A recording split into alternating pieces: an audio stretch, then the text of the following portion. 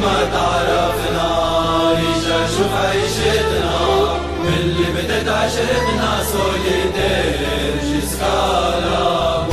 طب سر السليبريشن ده ايه؟ دي أغنية بتاع فنان جزائري.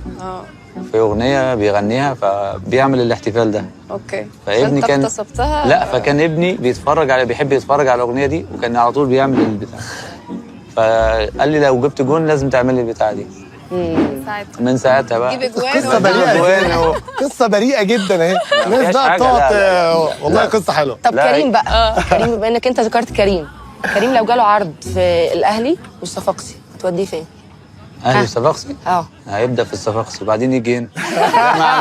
بالظبط كده عشان معروف، ما لازم يجي هنا وبعدين، ما ده فريق الام اللي وصلني للي انا فيه دلوقتي، فما ينفعش ان انا انسى فضله عليا.